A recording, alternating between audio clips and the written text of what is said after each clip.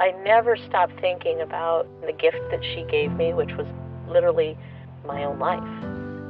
And it was that particular action that made me feel like I'm here for a bigger reason, and I have to do something for these animals that are dying. Okay, guys, we're going to bring him in. Do we have our problems up?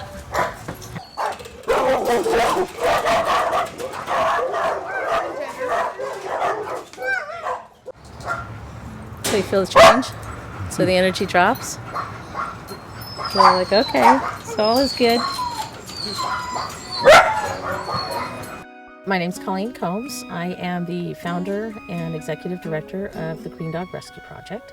Our mission is to educate, inspire, and save lives.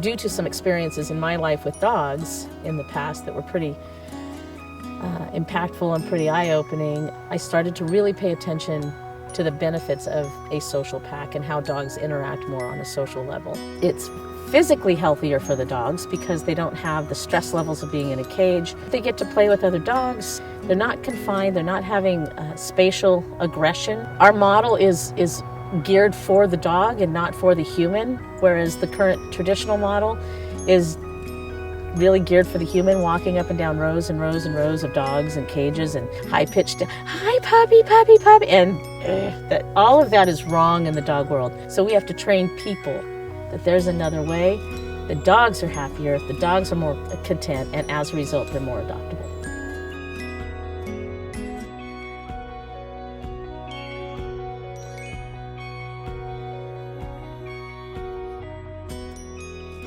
She was a Siberian Husky white wolf hybrid, so that's a lot of dog.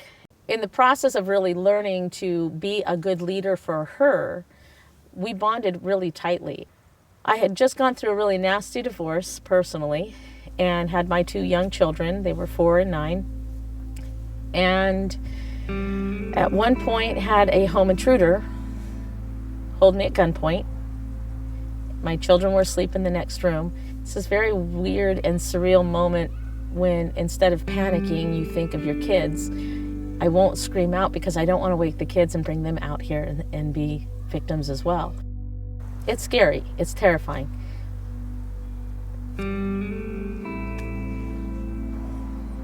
And out of nowhere, right side, I heard glass break, and Kyshka had gone through the window of the kitchen door and came into the house and attacked the assailant, and the gun discharged and it took her life.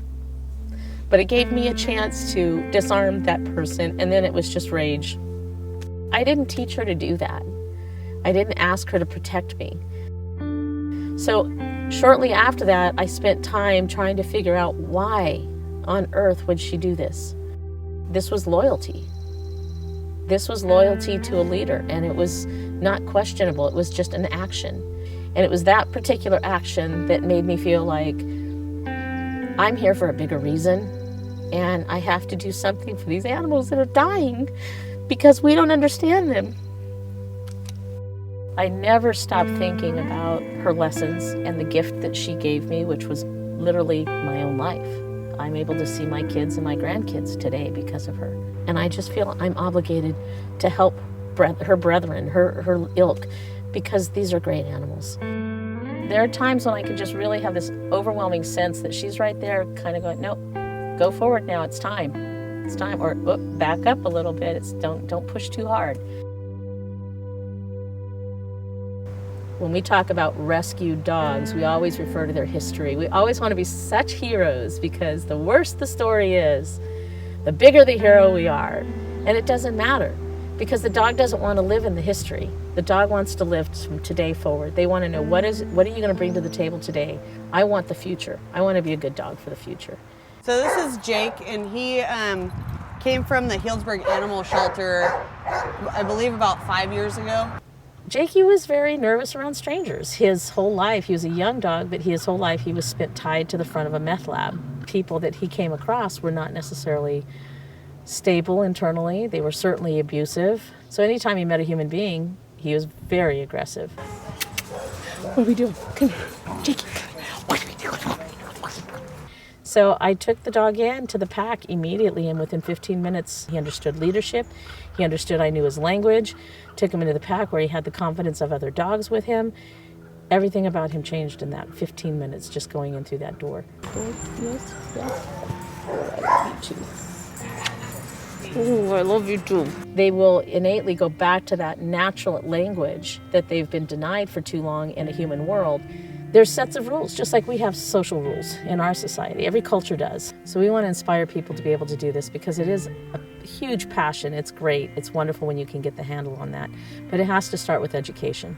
We want our facility to not just be an animal shelter, we want it to be an educational center.